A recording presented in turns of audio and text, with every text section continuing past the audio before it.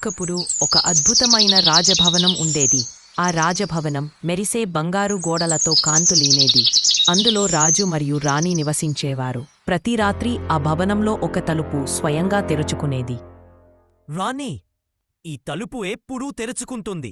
ఎవరు వస్తున్నారు రాత్రివేళ? రహస్యంగా ఎవరో వస్తున్నారు రాజా. ఈ రాత్రి మనం గమనించుకుందాం. రాత్రి అవుతుంది. రాజు, రాణి తలుపు దగ్గర దాక్కుంటారు. మధ్యరాత్రి అవగానే తలుపు స్వయంగా తెరుచుకుంటుంది. లోపల నుండి వెలుగు, పాత కిరీటం తేనుతూ వస్తుంది.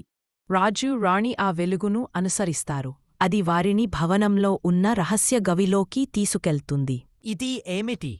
ఎవరి మాంత్రిక శక్తి ఇది? దీని వెనుక రహస్యమేమిటో తెలుసుకుందాం రాజా. రాజు, రాణి గుహలోకి అడుగు పెట్టగానే నేల కంపింది. ఒక పురాతన రాతి విగ్రహం నీలికాంతితో వెలుగుతూ జీవము పొందింది. విగ్రహం గంభీరంగా మాట్లాడుతూ ఇలా అంది.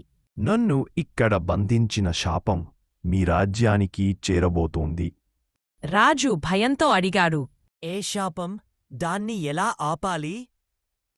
విగ్రహం ఇలా చెప్పింది.